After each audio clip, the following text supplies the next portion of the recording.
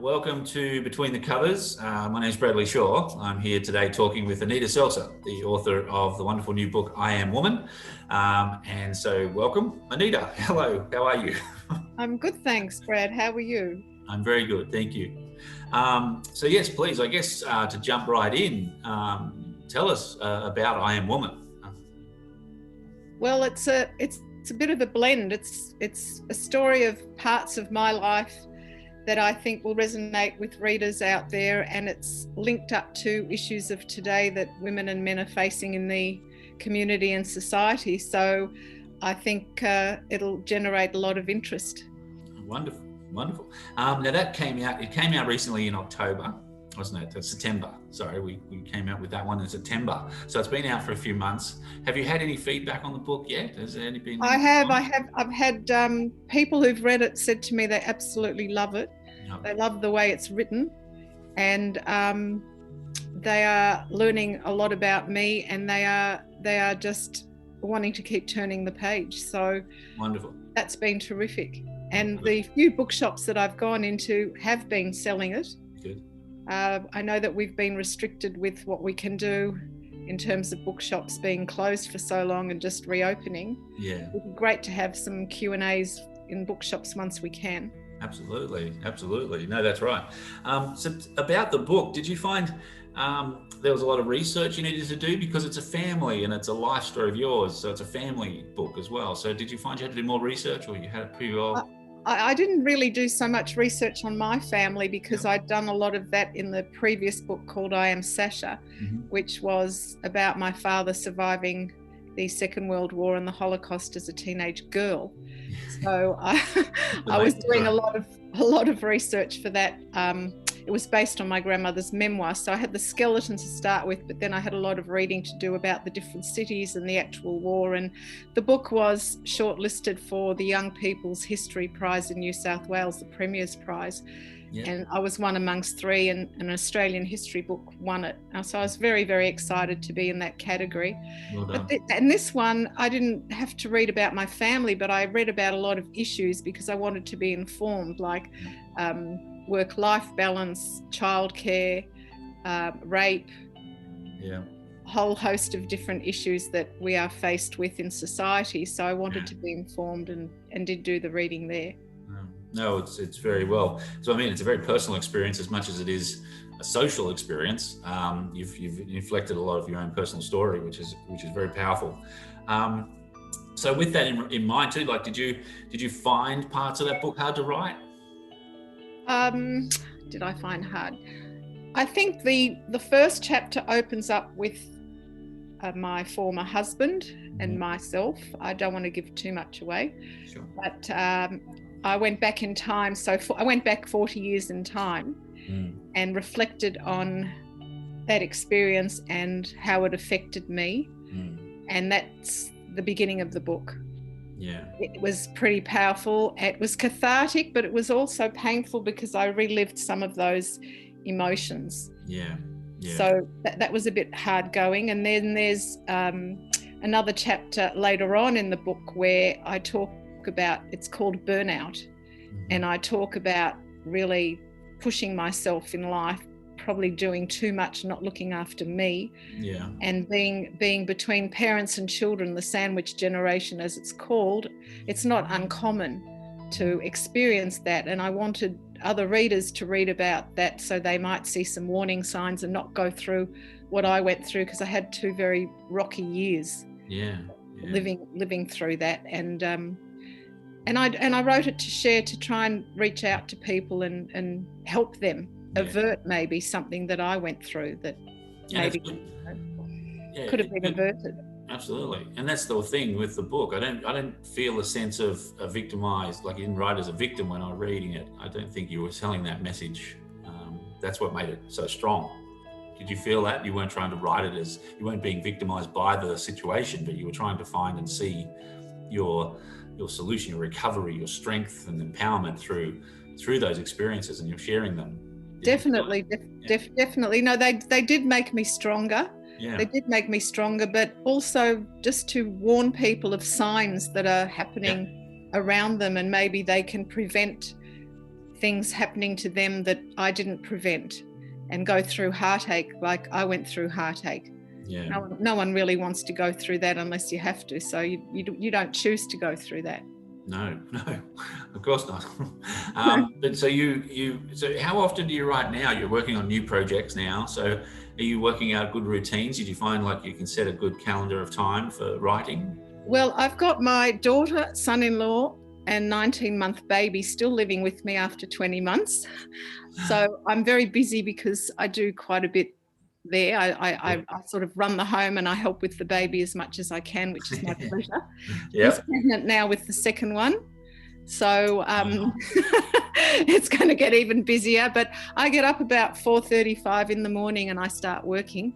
Yeah. And I love getting up at that time because my mind's fresh after sleeping, and I get a lot done early in the morning before I go shopping for our groceries and start the day. So awesome. So you've also, just as a highlight too, you've also written over 10 books as well, haven't you? So you've written quite a catalogue of other books. So your experience is quite vast in the sense of writing and going through the publishing process as well. Yes, the one I'm working on, which is something to do with beauty, and I don't want to give it away what it is, but it's on the subject of beauty. Yep. That's my 12th book coming up. Wow. So hoping to publish that once I've finished it. That's great. And they're very varied, very varied. I've written about Australian history, different themes. I've written about different people. Women in history has been an interest of mine since I was at university, so that comes through in the writing. But I think each project's been very different from the one before, and I've enjoyed growing along with the variety of books that I'm producing. Oh, good. No, that's very a wonderful catalogue of your work, which is great, and you've got a very good style in that form or genre of non-fiction elements. Particularly, I think, because your research is very thorough. You're very thoughtful to the research, but also interpretive. So you interpret the information into a readable way for other people, can enjoy it, which is a skill in its own. So that's nice of you to say. I don't want to be dogmatic, and I express an opinion through the research. Really, I actually engage with the research, and it's an interactive.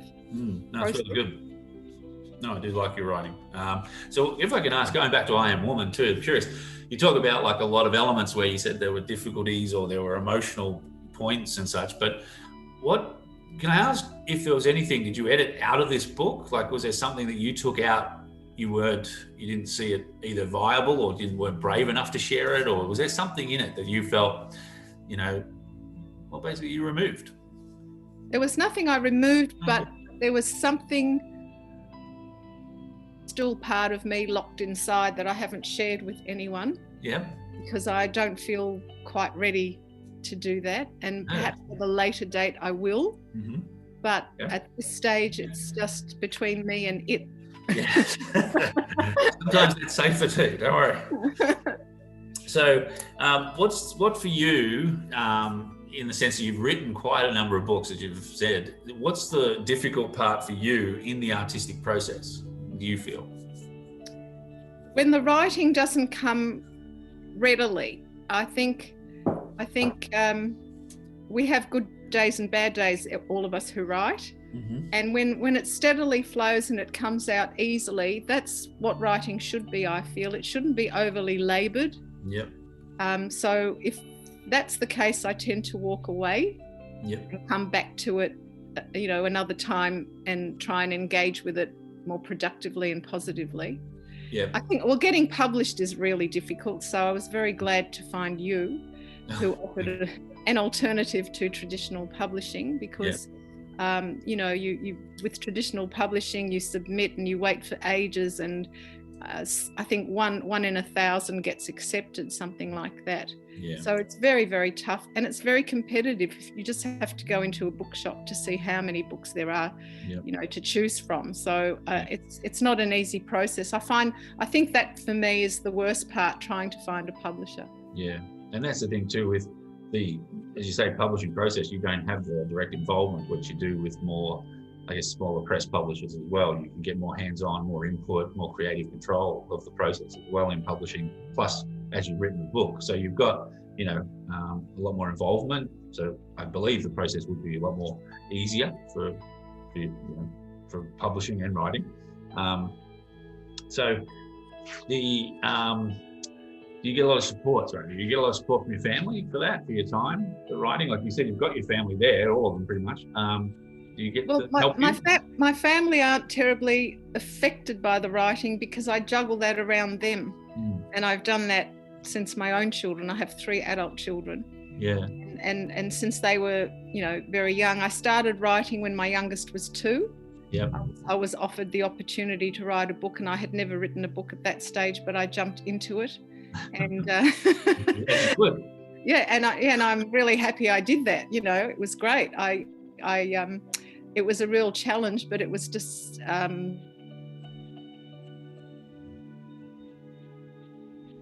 that 2-year-old is going to turn 30 now. So wow, that's been a long time coming. A lot of years there. So how long does it take you to write a book on average, like when you time yourself, when you put it up? Now, of course, you say you take days where you don't write, but what about days, like what's your plan line? When you look at a book and the thing, you say, right, my goal is I want a 6-month, 8-month first draft, or do you have a plan? Do you line out? Well, I like a 12-month process if I can. I Am Woman took me 9 months. Yep. I just powered through that one, probably because some of it's experiential. And it's part of my life. So I didn't have to research all of it 100%. Whereas if I'm doing 100%, like I'm looking at different people's lives in the new one, in part of this new book on beauty. Yeah. So I would read, say average 10 articles per person. And I'm planning to look at 20 different people. So that's a lot of reading. It's going to be big.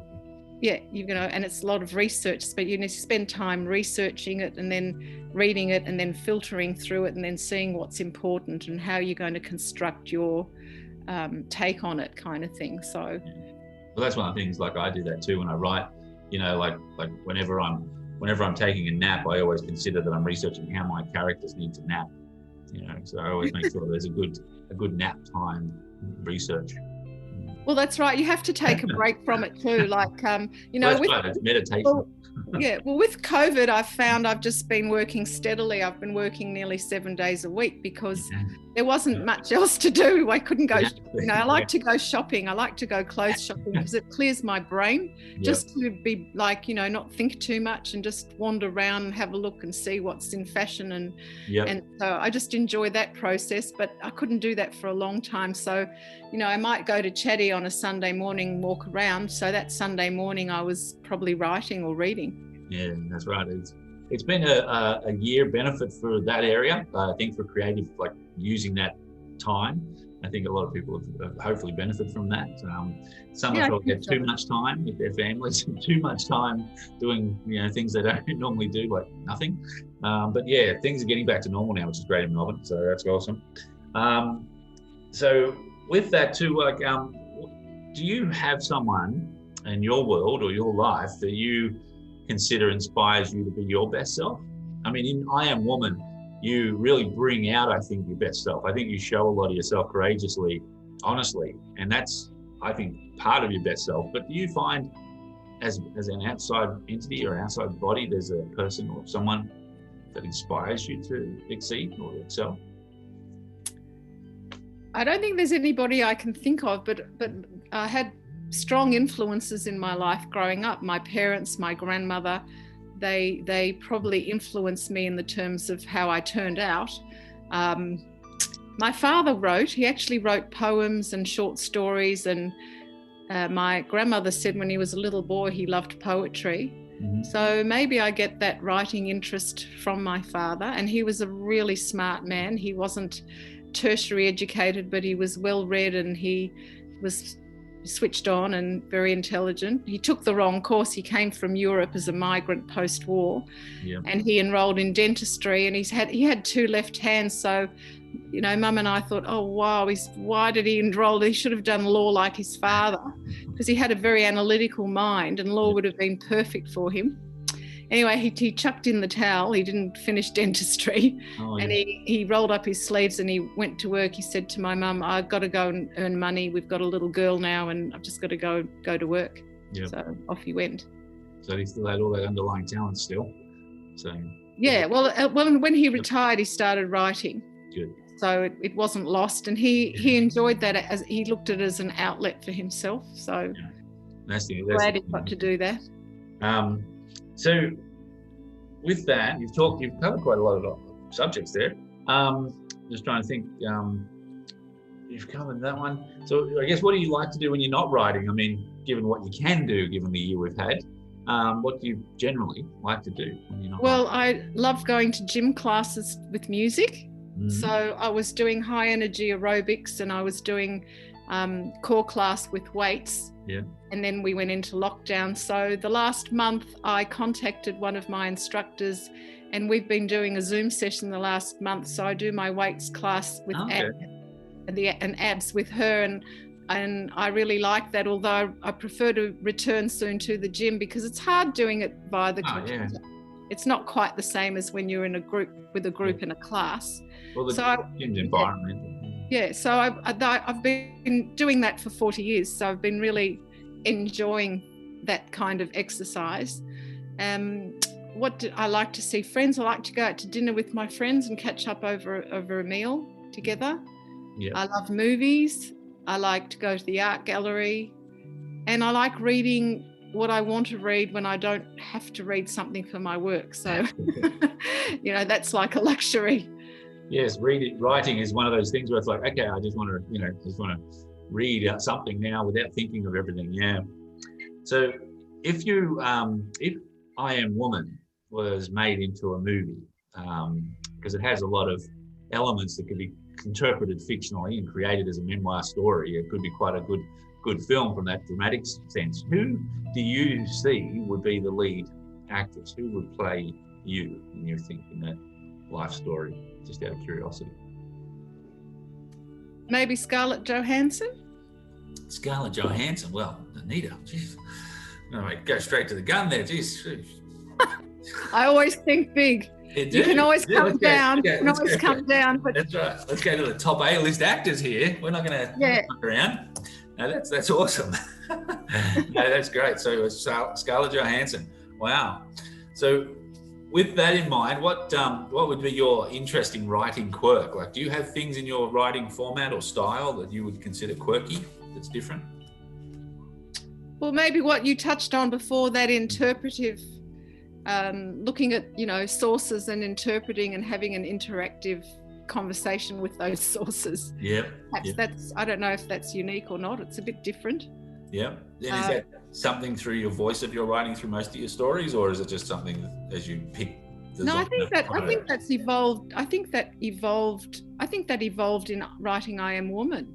Yeah. Because there were so many issues I was thinking about and looking at that I was trying to, wade my way through them and see what my position was on some of those issues, like working mums. My view on working mums is that they, I think it'd be great if the little ones could be home with them and they could work from their home and still spend time with them. They might have to have some help depending on the age of the kids. But I like that rather than full-time creche, where a lot of mums have to do that because of the work they do, and they need the money to go to work, and they need somebody to look after the children. So having had that experience yourself, like having had writing, as you say, when you had a 2-year-old, writing gave you the ability to do that at home and look after your daughter, isn't it? You think you said? My youngest son. Son. So you've had that experience yourself, but do you feel, in your opinion too, in your evaluation of this year of 2020, that you see that, I think, coming up in the future that homes will be more business operational, and those benefits may come to some of the families? I think a lot more people will be thinking about how they can work from home and make it work. I think a lot of men also have been preferred to be at home than rather go into an office. Yeah, I think a lot of businesses have noticed it too, from an overhead point of view, possibly. So I think COVID will change the way that we've been working. Yeah. And there will be some kind of maybe sharing of going into an office and staying at home, or maybe women will look at having some kind of business that they can start at least from home. Yep. I know that in Australia, I think there are a third of women are doing entrepreneurial businesses. They're looking at that and they're doing that. Yep. So I think it will make people think of how they want to live their lives, and maybe live their lives differently to the way they have been in the past. Well, that's right. That's what I was thinking, because you've lived that past a lot through your experiences. And of course, they're going to change now for a lot of people in that, who have young children, who are going into that new start of their lives that you've gone through, which, as you say, you're sharing that story and tale of trying to help them, understand life and some of the experiences that can happen. So I was doing a PhD, which I didn't finish when my kids were little, but I went back in my 50s and I finished it then. And I think it probably ended up being a better PhD because I had a lot of life experience by then. So no regrets. But I think at that point I was offered lectureship and tutorship at Monash while I was doing that, but then it meant that I would have to have somebody else look after my children. So I chose not to accept the offer and stay at home and be with my children till they started kindergarten. And I was the primary carer. Sure, good. So okay. So if you were talking to an aspiring writer, like you were giving advice, doing a workshop or something, perhaps even a class on writing, what would you say were some of the common traps that new writers should look out for? Giving up too readily. Okay, so stopping themselves, like their own mindset? Or... Yeah, not persevering because they think it's too hard. Maybe getting too many knockbacks and looking at that negatively. I mean, if you get good feedback of how you can improve your writing, then you can go forward and make it better. I just jumped into it. I wasn't trained. I didn't do a course. I think the essay writing at uni just helped me write reasonably okay. With that structural I had a lot of, because I did humanities and we were always writing essays. So I think that just helped me write. With your stories, having that construct, you mentioned essays and mentioned subject, do you try to keep the information original and sort of in your style, or do you want to deliver it to readers in a way they want it? No, the originality. My new book's going to be very different, the one coming out hopefully once I finish. You want to keep yourself fresh all the time as well. Definitely. I think that's part of the challenge and the enjoyment of the process. I feel that I grow and change with each book. Good. Absolutely. I think you should. Do you have a kryptonite? Do you have something that stops you or cripples you from writing, like something that you try to avoid when writing because like I mentioned, having a nap, that's probably my kryptonite. I'll probably just take a time out and just go and totally escape the thought of writing. But do you have a kryptonite yourself? Well, when I want a break, like because I've been working 7 days a week, I felt like having a whole day off. But I haven't sort of taken a whole day off. I'll still do maybe half an hour of that day because I feel guilty if I'm not. Totally, I understand. So if you were able to talk to your younger self and tell them anything about your writing, what would you give them advice on for you? Going back into those years. Well, just not to give up, basically, to hang in there. And if you really wanted to do it, just keep trying and believe in yourself that you can do it. And if you're not sure about your writing, give it to somebody who you trust and you respect and value and get another opinion. And maybe join a writing group or workshop or something like that if you don't feel confident. going to pause it there. So Anita, just following on that and your comprehension and or your comprehensive overview of your book, I was wondering, would there be something you'd like to share with the viewers from your book, if you could? I'm happy to do a little reading, a couple of pages from the beginning, which talks about my first marriage. Wonderful, let's do that. Okay, so early days. When we first met, his brown eyes used to look at me as if I was a diamond, dazzling in the sun. He brushed back his dark blonde hair with his long, lean fingers and then embraced me in a bear hug. It was like I was buried inside him, my pint-sized 5'2", snuggled against his 6-foot frame. I loved it. I was 16 when I first met him. Then he was always jovial and warm. Yet for all his joking, I could sense there was something plaguing him underneath, something gnawing at him. His jokes seemed a veneer to mask some internal struggle or pain. I hadn't spent that much time with him then and didn't know him well. I had no idea that our paths would cross down the track and he would become my life partner one day. Had I spent more time with this man in those early days when we were younger, I would have learned what was troubling him, perhaps, and I would have been able to unpack the layers of that veneer, and perhaps I would not have committed myself to him. We were thrown together socially years later in the company of mutual friends. He seemed like a good guy, attractive, although not quite McDreamy in Grey's Anatomy, cute and seemed a decent bloke. He was not an alpha male, strong and dominating, but rather displayed a gentle nature. I found that attractive as my father, whom I adored, similar, tender and kind. Not long after we moved in together, his older brother and wife were travelling overseas. They asked us to move into their home to look after their school-aged daughter and son, which we did. My partner was working and I was studying for my Masters of Education, but I had flexible hours and could be based at home. I assumed all the domestic responsibilities, taking the children to and from the bus stop, shopping and cooking, even though I didn't know how to cook back then. I spent time with the children after school and showed them love and care. I was nurturing, obliging, willing to acquiesce and please everybody else.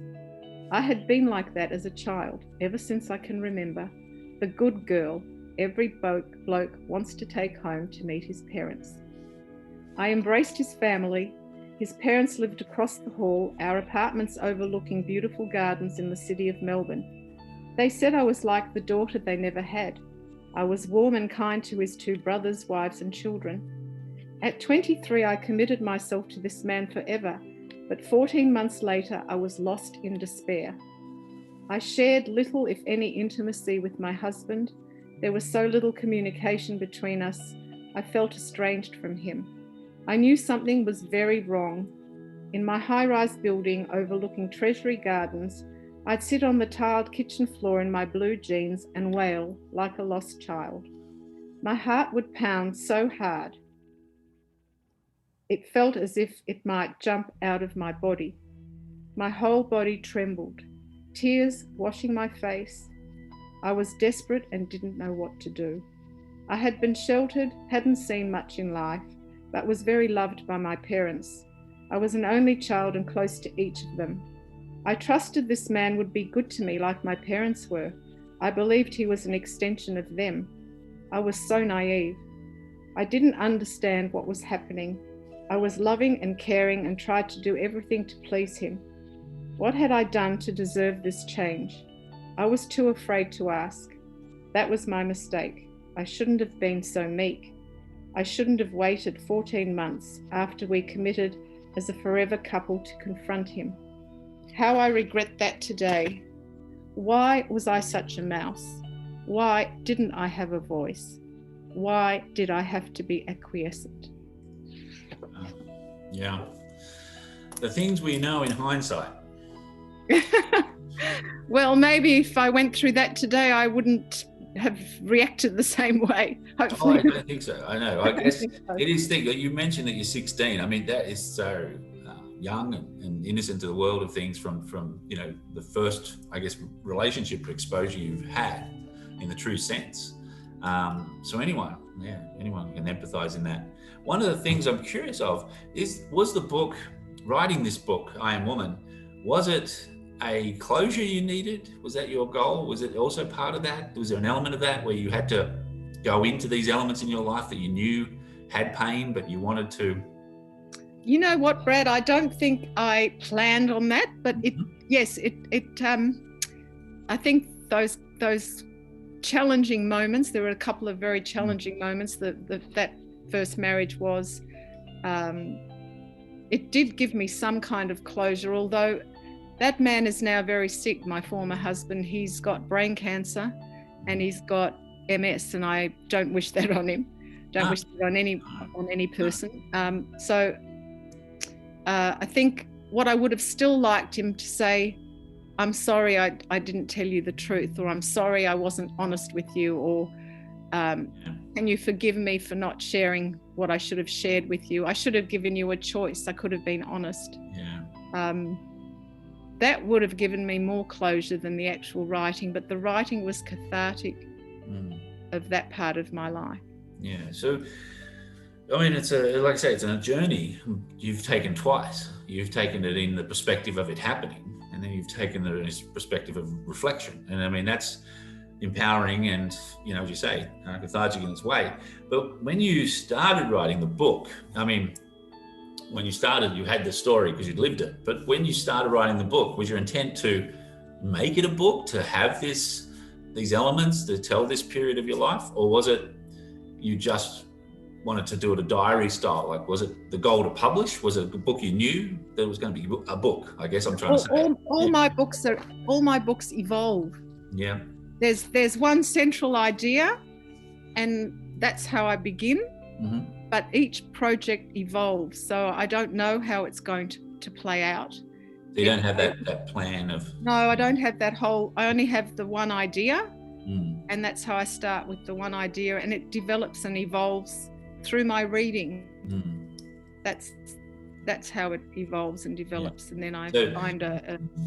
So with the idea for this book, where was the starting point? What was the piece that you said, I have to tell this part of my life? Like, what part did you choose when you feel you started there, and the rest sort of, as you say, evolved into that period? Like, what was the part? Two things spurred me on to write this book, which ended up the way it is, although I haven't talked that much about them. The birth of my grandson, I started reflecting on what kind of world he's living in, or what he's going to be born into, rather, and live in. And the Me Too movement, which I was reading prolifically for about 12 months, with all the stories pouring out of all the accusations and things going on. Yeah. So both those events triggered me to write this book. So it's in the context of both events that the book is born. Yeah. So and I address those issues in the book. I don't want to talk too much about it because I want to spoil it for the reader. But I think that they were very pivotal in the evolution of it. So I Am Woman is a period of life that you've lived. There's a lot of experiences you've had through motherhood, through marriages, through work, through career, study. It's a very comprehensive book. I mean, for your youthful age and you know, mindset, it seems early to write such a comprehensive book, to see somebody so young to go through those things. What do you feel will be your next part for, like, you know, your next 50 years when you write that? I don't plan my projects. They just I'll be interested to see. Would you say you're happy now? Would you say you're in a happy place? You're better in happiness, in a sense? Look, I love being a grandmother. It's just been a real joy. It's very different to having your own children, because when you have your own children, you're on 24/7. You can hand them back. Yeah, this one I can hand back. And we've just developed a beautiful strong bond, I think, maybe because he's living here, and a connection. We both born on number 29. He's 29th of March. Wow. I'm 29th of November coming up now. Awesome.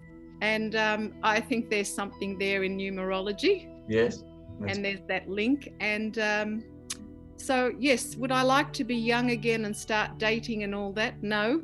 Oh, no. I wouldn't say back there. No, I wouldn't like. I'm comfortable. I'm comfortable with the moment that I'm in now. Yeah, good. I'm going to have another grandchild next year, and hopefully my other children will soon follow, and there'll be a whole brood of little ones running around my house. Awesome. No, that's going to be great. There'll be a whole bunch of series of children's books coming out for the grandchildren then, will there? Well, I was thinking of writing a children's book, but it's a lot harder than one assumes it to be. I think that, so I don't know if I will. I think for adults, we have to dumb down our intelligence, remember the basics of what perceptions children see, depending on the age bracket you're aiming for in the story format. I find mothers of new babies are very creative in the sense because they are very into and in the moment of expression and learning with their babies, which you will remember through your grandchildren now, but may have forgotten some from your own children when they were that age later. So I still think it's hard to actually tackle that on paper. Yeah. It's still hard to write for that level. Yeah. So I think I should stay where I'm comfortable and I mean, every project's new. Mm-hmm. And I don't know what's around the corner. I don't know what the future is, but no. But I'm sure whatever it is, you'll write about it beautifully. So Thank you for that confidence. Yeah, right. But no, it's been wonderful talking to you. So, very excited about I Am Woman, and I'm glad that it's such a personal diary of truth and growth that you've had. And I'm glad readers will share for that, and I think they'll enjoy that. It's going to be wonderful to see that happen in the new year as well. Thank you for taking time today to talk to us. And I'm sure we'll be talking again on other books coming up, as you say. Which is exciting as well. So big 2021 coming for you again. So, well, it's hopefully going to be better than 2020 in terms of the COVID situation. Hopefully we'll move past that next year. Oh, definitely. I'm sure have to. We'll have other challenges, but I'm sure now this year, at least 2020, the positive is we're all a little more communal and stronger for that purpose, that if the challenges come, we'll again all stick together and get involved, get through it. So, I think so. Yeah, but your book is wonderful. Thank you for your time. Thank you everyone for joining us and for talking and listening to Anita. Now.